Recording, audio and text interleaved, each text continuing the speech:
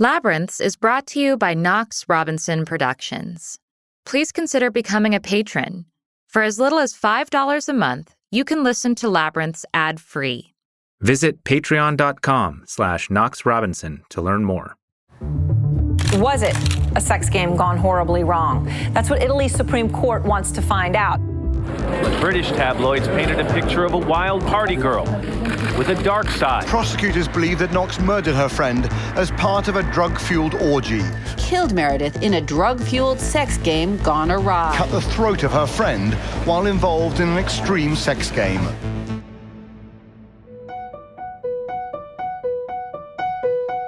Feeling lost?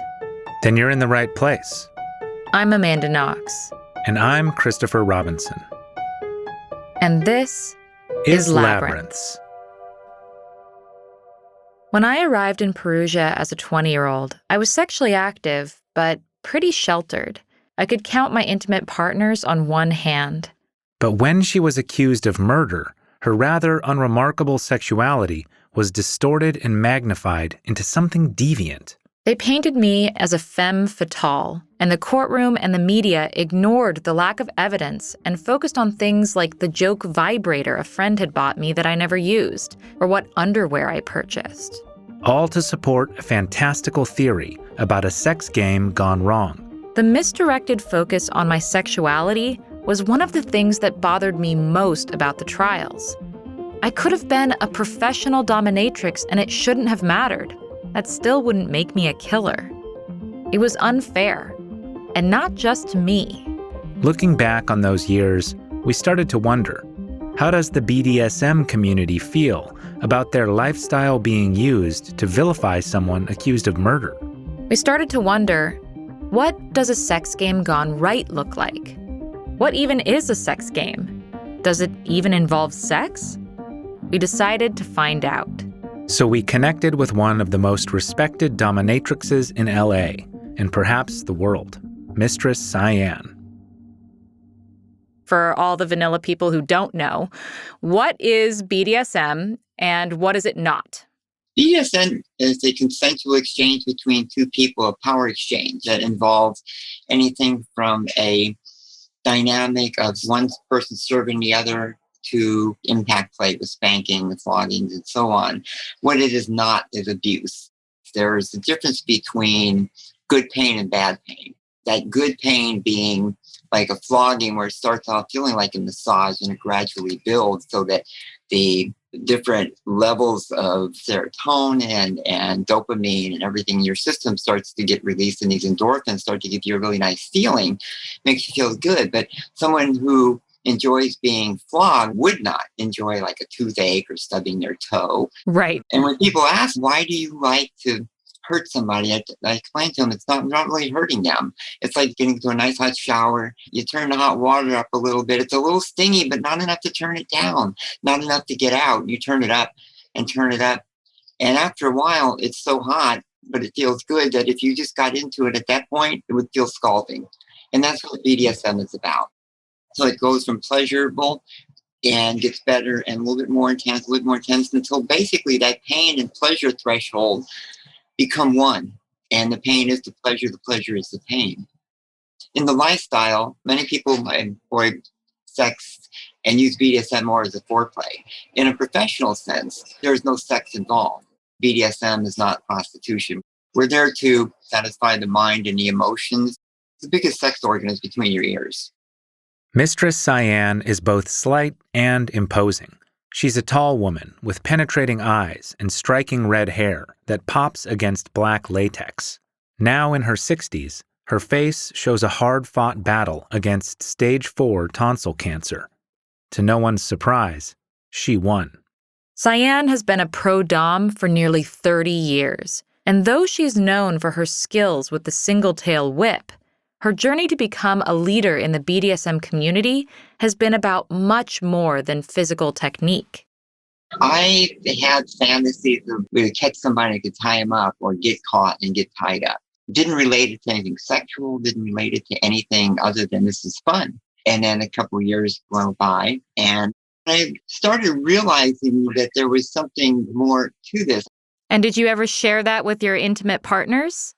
My first one, we both played around with it. And we got the book, The Joy of Sex. And they had one chapter in there about BDSM, which told me, well, wait a minute, this is not something that's weird or crazy. So I felt a little bit better about it, but there was still a stigma about, you can lose your job about it. My partner and I dabbled in it, played in it. But to me, it was much more deeper than just foreplay for sex. It was something that filled a void. Mm. And I didn't know why.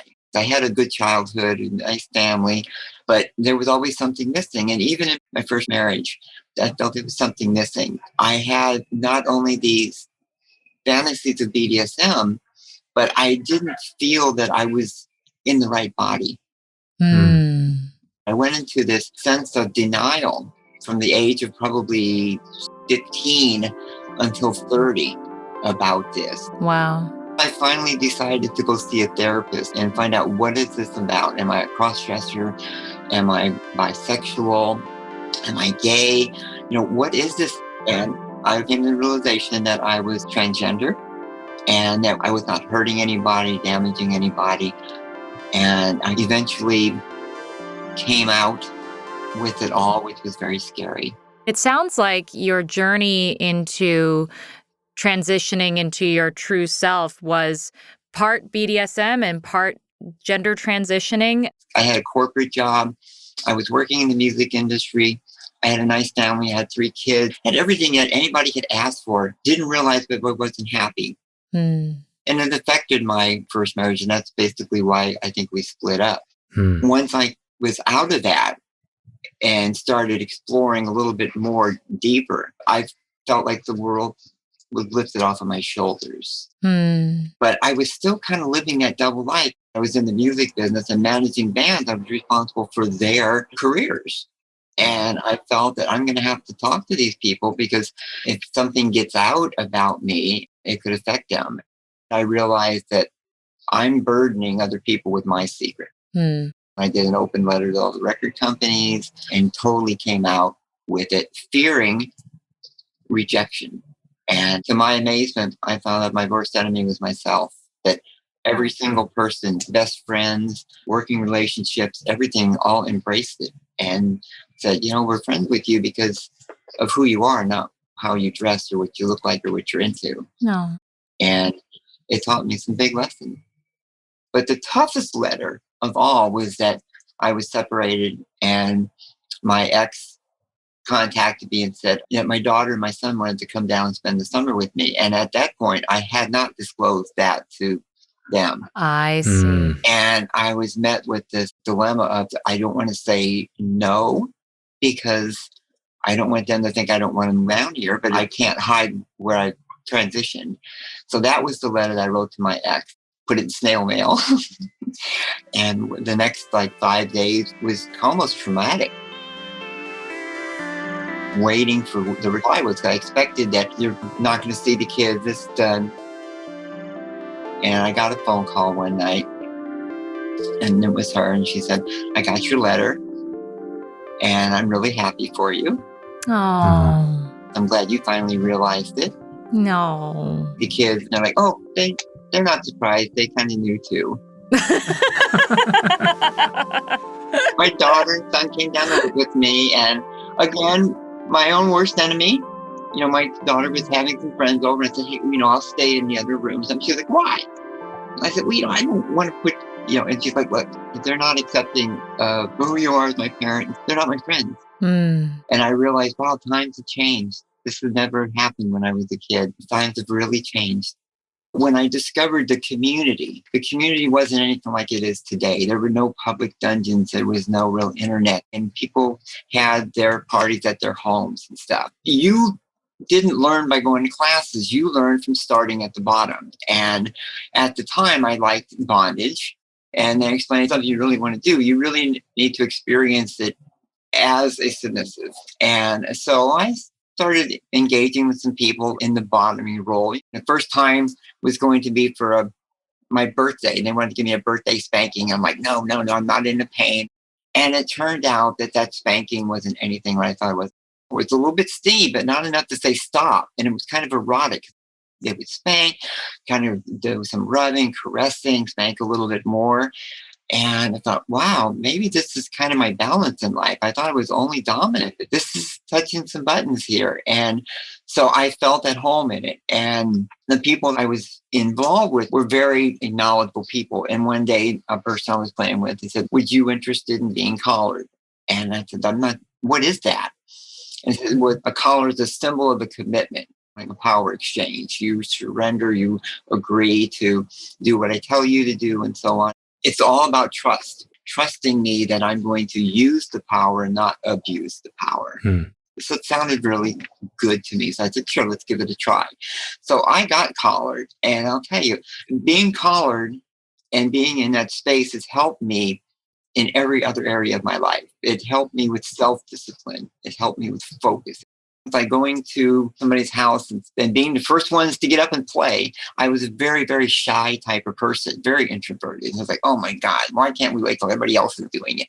Everybody's going to be looking at me. But that was my role. If that's what he said we were going to do, that's what we were going to do. And it was difficult sometimes. But I got over it and I realized it wasn't the end of the world. And one day we were going to go to a party. And he said to me that I'd like to switch. I'd like you to do it to me. And honestly, when I first saw him, I thought, oh, fuck. But I'd been taught how to do these things because the premise was that you need to learn how to do flogging and how to do whips and how to do canes, because that's how you're going to know if somebody is knowledgeable in what they do to you. So we went to the party. I went into topping and it was like, oh my gosh, this is my true calling.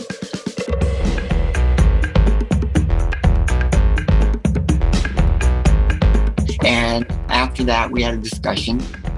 And I said, I don't think I can be collared anymore. I don't know if this is the right thing for me anymore. And he said, that's what I thought. I thought you were ready for this and moving on.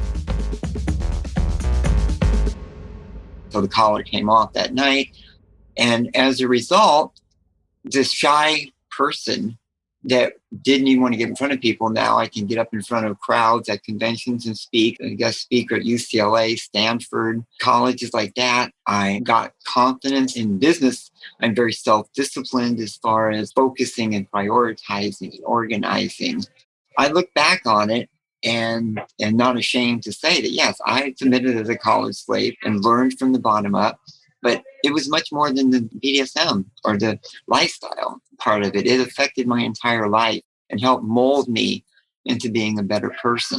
I learned about myself. I learned about what I was capable of doing. And it was just a very rewarding situation. In 2010, a longtime BDSM establishment in Los Angeles called Passive Arts was burned down by an angry former employee who shot the owner and his pet wolf. Cyan was asked to take over, and she rebuilt that space into a new dungeon called Sanctuary. It was there that she met Goddess Genesis. Omega gave me a call one day and said she was going to stop by. She wanted to introduce me to this new little sub. So she comes over with Jen. And I'm thinking, oh my God, what a little bimbo. Because she was so sweet, so submissive and everything. And at the time, quiet. Who was this bimbo?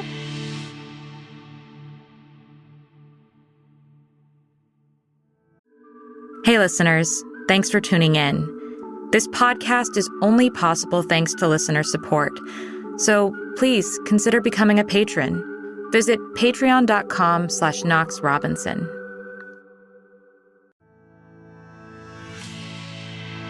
There's been a lot of relationships that I was in where I faked it when I was having sex because I just shut down emotionally because of child sexual abuse and being raped. There's a brokenness there. Yeah. I had a boyfriend about 20 years ago. He was the first man I'd ever been with that was like, hey, when we make love, that's a joint thing. It's not about me. It's about both of us. And if you don't want to engage, tell me. And I'm like, what do you mean? He goes, honey, you check out every time we've got together. And I just feel like I have to say something. What's going on? because I gave up a long time ago of telling people, listen, sex is difficult for me. So the boyfriend said, listen, I'm into some things and I just want to show you a book. Don't remember the title of the book, but there were pictures. But it talked about BDSM. And I remember going, why the hell would you show me this? And he's like, because I'm sharing with you what I'm into. And maybe this is another avenue that you and I can explore without having sex. Our relationship didn't last, but I will always forever be grateful because I was really struggling in my life. I was trying to heal something inside of me that had been deeply, deeply violated. I was going online and I'm like, oh my God, this is an actual occupation. And it was at first the aesthetics got to me. I'm like, nice boots. Oh my God, I got to have those boots. And then I realized it wasn't so much about the aesthetics. This was a healing thing, not only for me, but there's other people out there that are into this. And are they coming from some of the same place of trauma that I'm coming from? Sure. I started off as a submissive. My first teacher was Mistress Omega. Out of a bunch of doms from all these movies that I'd been watching, she answered the call and she talked to me about 2 hours. And she had invited me to come down to LA and that she would show me some things.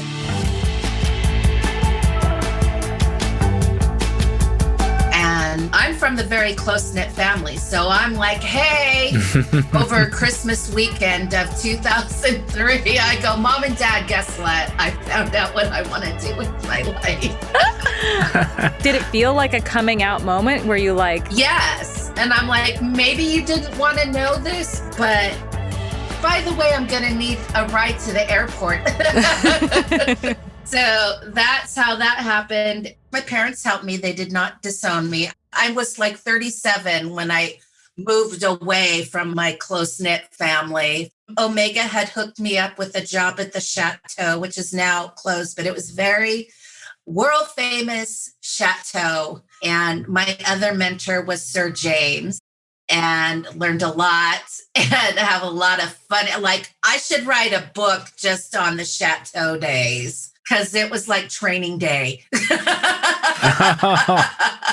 Does anything jump out as... My first session, James calls me up. I got girls that have called out, can you come out? And I'm getting a lot of calls on you because he and Omega were promoting me. Like coming soon. I was the girl next door, which is very, very, very marketable in this business. Noted. So my first day, I just walk in. Yeah, we got a client who wants to tickle session. Now, one of the things that submissives learn early on that the clients who play Dom aren't necessarily skilled. You got to keep your eyes open and you act submissive, but you need to be a little dominant. Your physical body can be in danger. Right. It was a tie-up session and tickle session. That's pretty easy. So I hate being tickled. And a lot of times tickle fetishists want to know, like, are you really tickled? I'm like, yeah, do you enjoy it? No. Well, do you scream and make a lot? Oh, yeah. And do you thrash around? Oh, yes. Will you get naked? Yes, I do. I do. Like, okay, money's important to me. I want to make money. So he tied me to this spanking bench and he got me under the armpits and I was like, ah! And the spanking bench fell on my head. Oh, no. The client had to come out of the session and go, Genesis is unconscious. Oh, Oh, no. And like, Sir James, he's like, she's my new girl. What the hell? She's brand new. And so I'm like, I don't want to go to the hospital. I'm awake now. I'll finish the session. wow. Super hardcore work ethic. But yeah, so that was my first day. And then I got out calls too. An out call is when a client wants to take you somewhere. I'm day number 2. I walk in and he's like, hey, Genesis, a client called and he wants to take you up to Spawn Ranch and bury you alive. But I'm like, what? He goes, well, you'll have a straw to breathe through. I'm like, no. Do you know this client? No, brand new. But he's willing to pay this and he'll take you up in a limousine. Well, Ted Bundy was a nice guy too until the moment he killed you. So no, I'm not doing that. But he can come here and we can pretend that he's doing that. I'm a great actress. So. Wow. Genesis was thrown into the deep end at Chateau, and she learned to swim. But the greatest gift Mistress Omega gave her was introducing her to Mistress Cyan. One day I got this phone call and Jen was asking me if I would be interested in mentoring her, because she was interested in moving into Switch, which is someone who does both submissive and dominant stuff. So I said, yeah. And she came in and we met and we started a program. And at that point, the bimbo aspect disappeared because her work ethic was amazing. She was there every day, on time or early. Everything I told her to do, she was doing. And she was already in there practicing throwing a whip. It was really amazing. I really felt comfortable working with her. And I started building a little bit of a connection. One day we talked and she indicated that she had a desire to maybe be my sub. So we started a lifestyle relationship, a DS relationship with her being submissive to me. It's important to distinguish here between topping and bottoming, which define a role during BDSM play, who's holding the whip and who's getting tied up, versus DS, which is about dominance and submission in a relationship.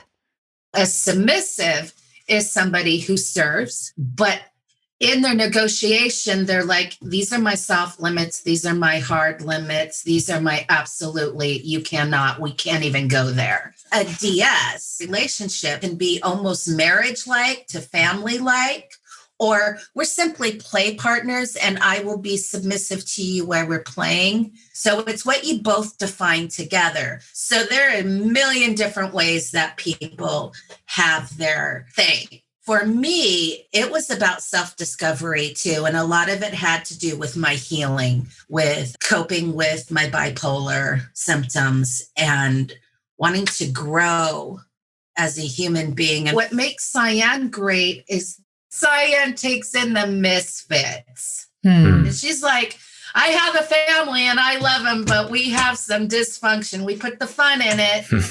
That's what makes her a wonderful mentor and teacher. I fell in love with her during her mentoring. There were a couple of situations where I got overwhelmed by a particular person in our family antagonizing me. And Cyan is like, don't ever let someone know where your buttons are. Don't let her take your power away. And I remember she put my chin up to meet her eyes. And I was like, wolf. And that was a theme that took a good 15 years to master. Part of the mentorship also had a lot to do with the talking about what it is and what it isn't. My real goal was to be a pro dom. And she's like, 10% of being a pro dom is the skill in which you use the implements. But the other 90% is your power over yourself.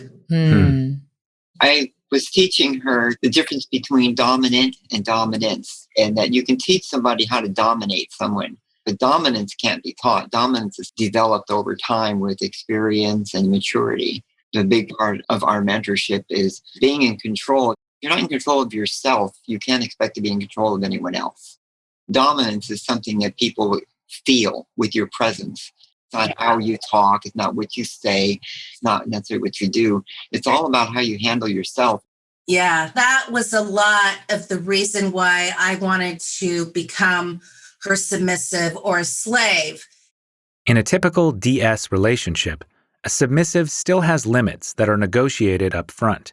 You can order me to do X and Y, but not Z. But then there are collared slaves. The slave is someone who may be dominant or submissive, but it's about a power exchange. It's about them surrendering to someone else and making a commitment to someone else. The slave, in their negotiation, when they decide they're going to do a DS, they have no limits. They're going to relinquish themselves and their rights to their dom. But that means that they have complete trust. That dominant has just been given that gift. And the person who's accepting that power is making a commitment.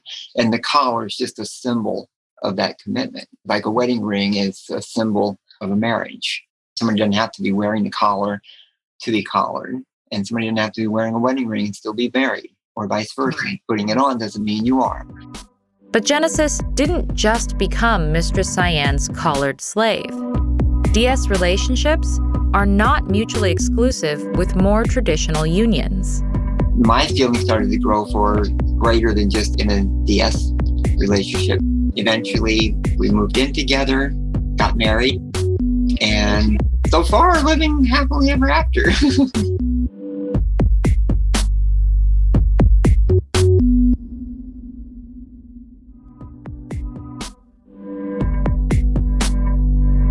Talking to Mistress Cyan and Goddess Genesis, it's so overwhelmingly clear that their lifestyle and passion is loving and thoughtful and nothing at all like the distorted image of BDSM that law enforcement and media used to vilify Amanda while she was on trial.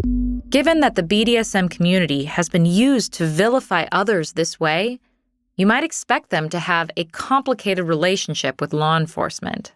What we do is still considered illegal because of domestic violence, where a spouse or a girlfriend would refuse to press charges. There were laws that put into place that says you do not have the ability to consent to an assault. Okay, so technically, if we spank somebody, we flog somebody, we can get arrested. The difference is that consent doesn't come into it at that point, but it does come into it at the prosecution point. The reason that you rarely see an arrest for anything like this is because when it goes to court and it's consensual between two adults, then they don't win the case. You can be arrested, but you really can't be prosecuted successfully. Thanks in large part to the education and awareness raising that Mistress Cyan and other prominent DOMs have done in LA, the local law enforcement is better than you'd expect. I'll give an example. There was someone, a very famous educator in the leather community, that had a partner, a collared slave partner, and the partner and then played with sensory deprivation and stuff, and he died. Wow. And so the first thing he did, obviously, is call the police, call the coroner and stuff, and they come in and they did an investigation, and they ruled it as an accidental death. What happens whenever there's something like this, the district attorney will take a look at things like they will go in and start checking your house. Do you have BDSM equipment? Do you have kink stuff on your computer? Things that would see that you actually are in the lifestyle. And if you are, then they tend to lean towards that this was an accidental thing, it was a practice between consenting adults that went wrong. On the other hand, there's been cases where somebody has murdered somebody through strangulation or something and used the defense that, well, we were doing kinky play.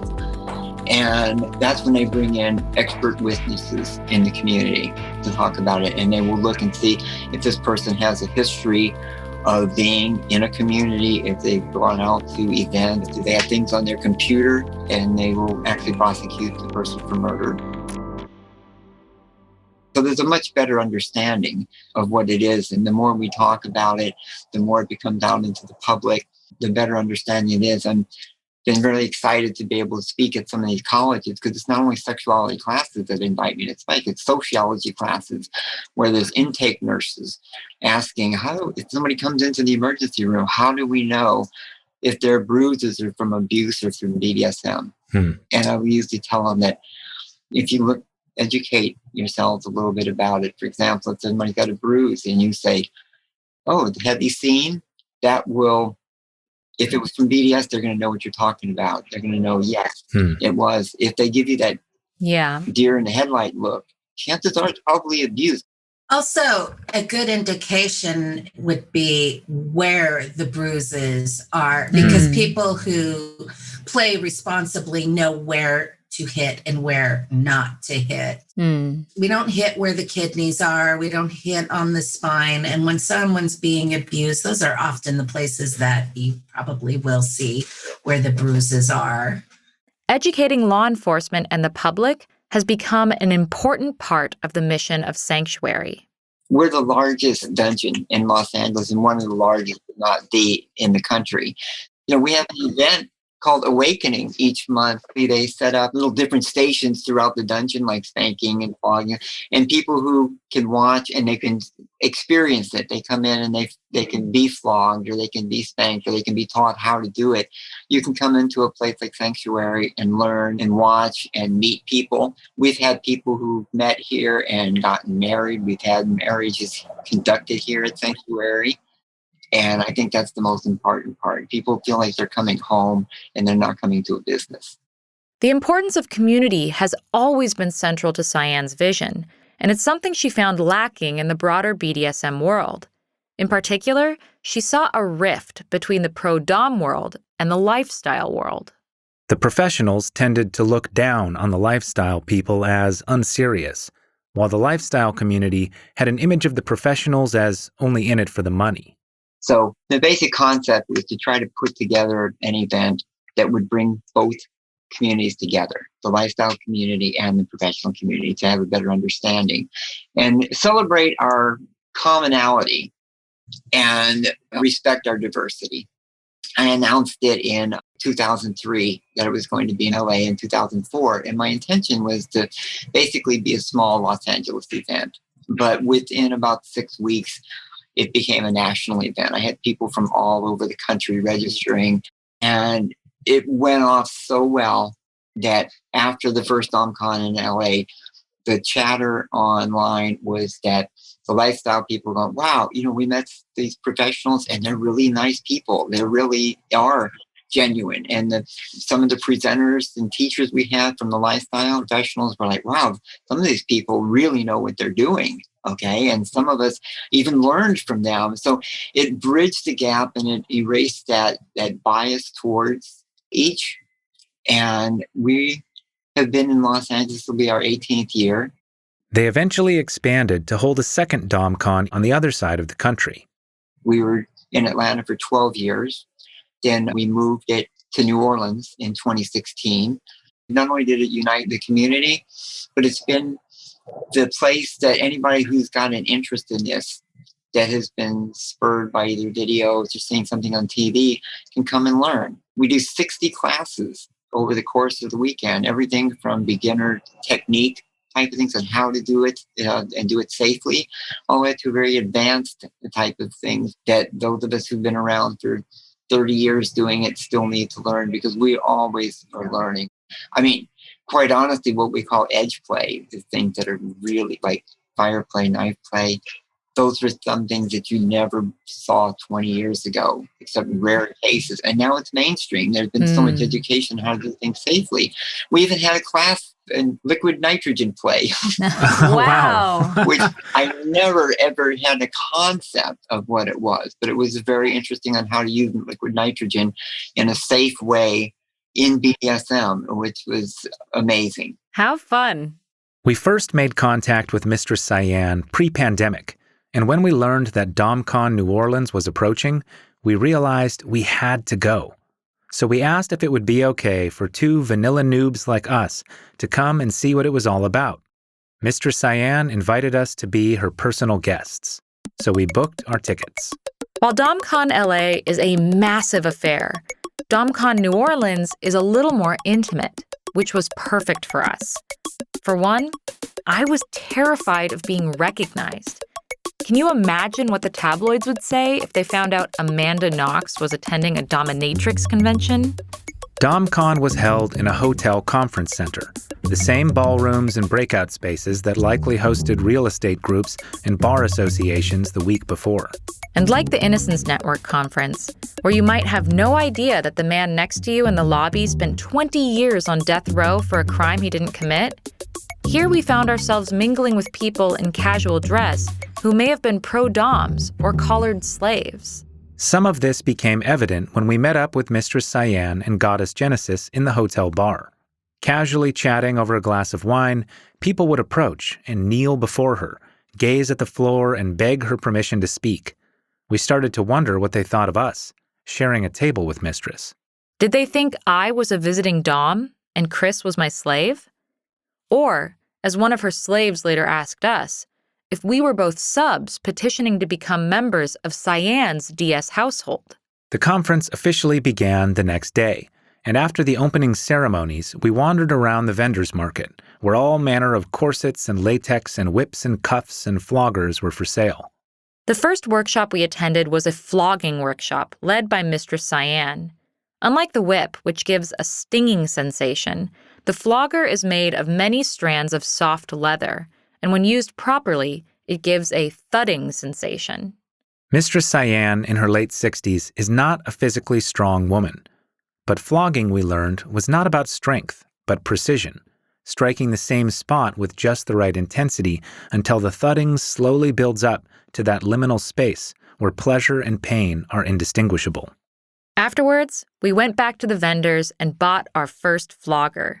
And there, on the main stage, we saw a woman laughing and struggling to climb inside a giant condom-like balloon being inflated with a leaf blower. One of our favorite events was the pet show. Some subs like to play at being animals, a specific flavor of a master-slave dynamic. Most of the pets were dogs, but there was also a rabbit and even an alligator. As you might expect, most of these pets enjoyed being scolded for misbehaving.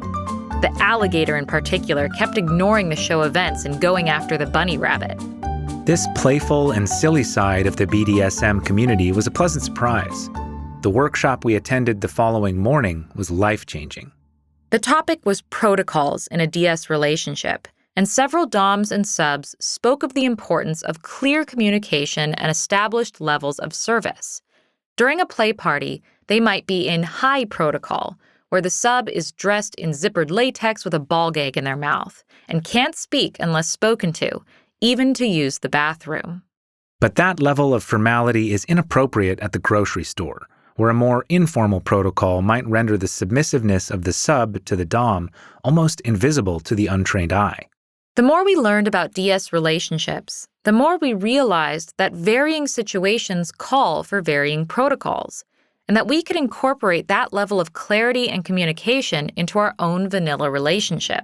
Sometimes we're in comfort protocol, and now we formally announce that. Right now, I don't need to be challenged, just snuggled. Sometimes we're in aid protocol. A family member or friend needs help, and one of us must direct energy away from the other. Vocalizing the protocol heads off any resentment or feelings of being ignored. And sometimes we're in growth protocol. We are ready to be challenged and need help from our partner to encourage us to take that leap. The final night of DomCon, there was the play party in the main ballroom. People would be dressed in their fetish gear. They'd be whipping and flogging, binding and tickling, dominating and humiliating, and who knew what else. We made it this far, growth protocol. So we dressed in black, brought our brand new flogger, and leapt into the deep end.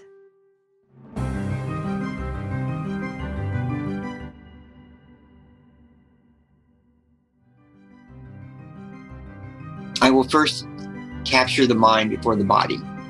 I may have the person kneel on their knees with their elbows down, their face down, and all they're going to hear is my footsteps or my voice. The only thing they're going to feel is my hands on them. And it basically creates an environment that they're focusing within. They're not distracted by what's around or anything else. They're looking down at the floor. I'm talking to them. I set the tone. When I tell them to go to position 2, which may be kneeling up and presenting, where they're presenting their wrist, okay, so I can put some cuffs on them, they're already going into that mindset of submitting. So that when I put them up and putting them on a piece of equipment like a St. Andrew's cross and start using a flogger on them, they're already kind of drifting into that mindset. When I start to do something with a lambskin flogger, it's like a soft massage. And the rhythm and the feel of it tends to relax you. And as you get relaxed, it has a lot of psychological and physiological things that happen in the body. It triggers our primal response. Our adrenaline kicks in. When we're in pain, endorphins kick in so that your body can handle the pain. So when we're doing this real light flogging, that's very sensual, okay, your mind is tricking your body into saying, hey, we're being hit, we're being hurt, we need to release some of these endorphins. I've never done drugs, but people who have tell me that being in subspace and being on a high are very similar things. You just feel like you're walking 2 feet off the ground. As you build farther into your scene, you might see something like a cane or a bullwhip. And those are things that, instead of being thuddy, are very stingy. And the reason for that is that stinging brings a different level of endorphins into it. The thuddiness brings one level. When you get into the stinging, it kicks into a second level of endorphins throughout your body, which puts you into a deeper subspace. Subspace is such a nice, wonderful headspace to be in. It makes your whole body feel good that you yearn to play again and do it again. Chasing that feeling was not what brought us to the play party that night. For us, it was curiosity. The hotel ballroom was filled with BDSM equipment. Flogging benches, wooden crosses, bondage frames. The lights were turned low. The crowd was decked out in latex, plastic see-through corsets, nipple pasties, military-style long coats. There were doms in stiletto heels and slaves wearing ball gags, and also a cheese platter out front. We saw people being vacuum sealed into latex bags like freezer packing a steak, others playing with razors. In the midst of all that, I approached Mistress Cyan and asked if she would do us the honor of playing together. She agreed, and Amanda went first. She disrobed down to a thong, and Mistress Cyan led her through the routine you heard her describe a moment ago. She started her on the floor in a submissive position and slowly brought her up to be cuffed to a St. Andrew's cross, then started in with the flogger. I was acutely aware of how vulnerable I was, how exposed I was. An irrational part of me worried that the tabloids would find out, that it would be yet another headline about Foxy Noxy and sex games. But taking that risk also felt important. It felt like a way to say, I will not let my freedom continue to be limited by this false story. And it was a way to understand how wrong-headed those sex game accusations were and how unfair they were to the kind and caring people I'd met in the BDSM community. But all these meta-concerns soon drifted away as the flogger and then the whip focused my attention on my bodily sensations. It was just me and Cyan, and the pain, or the pleasure, and the anticipation of what was coming next. Going through a scene, adjusting to higher and higher levels of pain over 45 minutes or an hour, entering a mind space where that too hot water doesn't feel scalding exactly, but intense in a different way, where an unexpected moment of softness, the leather of the flogger brushed against your cheek, can give you chills. It's hard to describe. Starting off, it feels like I'm getting a massage. You don't hear other things. You are highly focused on that. You get into a rhythm and it's euphoric. When your dom is present and paying attention, she would catch me before my body was ready to give out. And people experience that in different ways. Some people are very euphoric. Nothing in the world could bother them. They just feel so good. Other people get so lethargic to where they need to sit down because if they stand up, they're going to be dizzy. The top space, being a dominant, is just the opposite. If you are ultra focused, what you're doing to somebody, you can hurt them. There's a lot of responsibility on your part. So your focus is intense. It doesn't push my buttons to have somebody scream in pain. What pushes my buttons is the moans of ecstasy. That excites me, that pushes me up. And in a scene, we tend to bring each other up to another level as we go. I don't even speak once I get there. And it's like, my eyes are like, ugh. So I am at ecstasy. And that's when she take me down and do some massaging, the rubbing of the temples and the blanket and the water and sugar. I'd often get Coca-Cola and water or some orange juice. And a lot of play parties have food, and there is a very specific purpose for that. You want to replenish when you come out and rehydrate. That's why it's important that when this person gets into that space, you sit them down, you do some aftercare with them, make sure that they have some water, piece of fruit, that the next day they're eating protein to replace the amino acids. There's this thing called sub-drop. My early years at DomCon, I got so much play. I'm a play whore. I like the top and I like the bottom. So I was getting all kinds of play. And then Sunday would come and I would just be like, I don't want to get out of bed. I don't know. That's why it's important to get that sugar in, because then the sub-drop won't be so intense.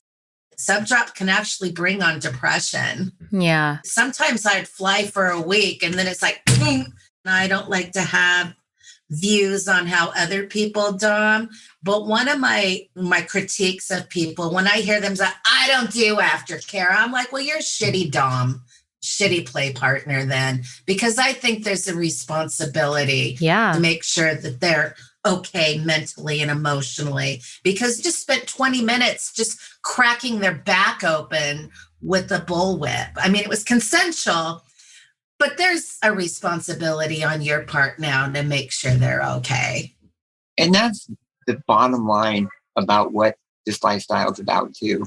It's about caring, and it's about loving, and it's about compassion. And your submissive is pleasing you, but they're pleasing yourself by pleasing you. They're finding satisfaction in doing that. They're not doormats. We can't, as dominants, take somebody's power from them. There's no legal way that we can do that. It has to be given. It has to be that power exchange. Most submissives, they're very in control of themselves. They have high self-esteem. And the enjoyment they get, it's doing something for somebody else, like in a vanilla relationship that's not kink. Okay. You give your partner flowers or bring them candy or bring them some kind of surprise. And, you know, it makes you feel good to see the smile on their face. One of the more beautiful things that we discovered from hanging out with you two was the variety of ways that people's kinks manifest and what they want their DS relationship to look like. And I remember someone talking about a guy who wanted to be like a butler who was kind of clumsy. Oh, Schmedley. Yeah, Schmedley. Schmedley. Mistress Absolute from London has a Schmedley, and he's amazing. The butler uniform, the silver tray, and the, oh, yes, ma'am. Yes, madam. And he loves to be berated. Schmedley, where's my drink? Oh, right away, madam, right away. Oh, sweet Schmedley. Yeah, he's amazing. He is amazing. And Mistress Absolute is amazing. The deeper you get into this, the correlation you see between everyday non-kink life and what the fetish BDSM, DS lifestyle are, have a lot of similarities. But you also see in DS relationships where there is that power exchange, they tend to work much better than the most vanilla ones, because in a vanilla relationship, you may have two people that disagree and that argument can escalate and continue to escalate. Whereas in a DS one, if the dominant is using their power correctly and the commitment of the submissive is there, and you say, you know what, we're just going to stop here, it stops. And you have what's called punishment. And punishment in a DS relationship may mean spanking. It may be standing somebody in the corner, which sounds silly to many people. But the basis of all that is for closure. They're not going to continue to feel guilty. the dominant is not going to continue to be upset or mad about it. It's all done. There's a hug. We move on. No guilt, no anger. So there's a lot of things in the DS dynamic that tends to produce much longer relationships and smoother than you do in a lot of other types of straight relationships. That was another one of our big takeaways from DomCon is ultimately it's just about communication and how to be good communicators with each other and learning to recognize something as a potential point of conflict early on and addressing it. And how consent is super important, and that it seems on a superficial level that this person has all the power and this person has none of the power. But if you've given the consent for that person to steer you, there's a deep power in handing that over, because if they misuse it, you can revoke it, right? Totally. That's exactly right on. And, communication and consent is the whole foundation of it. And trust, because in order to give that power up, there has to be trust. In the leather community, the mantra is trust, honor, respect. And when I first got into this, that was what was drilled into me. Okay, leather is not about what you wear. Leather is really who you are and how you run your life. And if it's trust, honor, and respect, those three things, that's good for any relationship, whether it's a business relationship, a DS relationship, a straight relationship, whatever it is. I think the impression that both Chris and I got was, first of all, how mature and mindful the BDSM community is, because you have to be. Yeah. And how many things that we could take from it, even into our vanilla relationship, and be better partners to each other because of it. Yeah. And we'd love to have you guys back. Yeah. The insight that you were able to get a little bit about this lifestyle, learn a little bit about it, and meet some of the people, and even maybe try something that they didn't think they would like, and go, wow, this is much different than I thought it was going to be. There's been so many people over the last 18 years that have come to me and said, hey, will you do this to me? Or can we try this? And I'll do it. And they're like, oh my gosh, this is so nice. I mean, I feel so good. I had no idea, and the next day they're in the vendor area buying a flogger. Well, I tell you, we felt a lot of intimidation walking into that play party there, and that was scary for us. Yeah. But ultimately a very, very positive experience. We felt very, very taken care of. So that was amazing. Well, that's how people should feel. One thing that we all got to remember, we all had a first time. Yeah. None of us walked into the first time knowing and confident and everything else. The first time I ever went to something, I felt like I was walking through a minefield to get to the front door. I was so nervous and so scared. I mean, I must have waited a half an hour in the car before even getting out and trying to decide whether I should go through with this or not. It was just very intimidating and very scary, but I would encourage anybody to come with an open mind. Going to DomCon and getting to know Mistress Cyan and Goddess Genesis, we didn't just learn about the world of BDSM, we learned about ourselves. We realized that neither of us was a dom or a sub, but rather that both of us were submissive to the dominance of our unit. We were in service to the team. Maybe that's just a fancy way to describe a vanilla relationship, but we can say without reservation that stepping into this world made us better communicators and better partners to each other. And more eager to call bullshit the next time we see someone use BDSM as a stand-in for deviancy and criminality. And if this episode pushed any of your buttons, you can find out more at sanctuarylax.com and domcon.com. In the meantime, get lost with us. Find us on Twitter, @AmandaKnox. @ManUnderBridge. And if you're feeling dominant, please smack this podcast with a 5-star review. It would hurt so good. And for the ethically conflicted among you, you might want to check out our series of silly and serious debates, Who's Right?, where we discuss everything from joking about trauma to space billionaires. Find out more on our Patreon page. Visit patreon.com/KnoxRobinson. Listener donations are what keeps this podcast alive. Thank you for listening. This episode was written, edited, and sound designed by us, with theme music by Josh Budo Karp.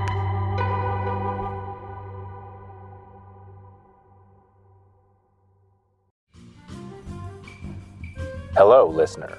This episode of Labyrinths could be ad-free, but that requires exclusive access.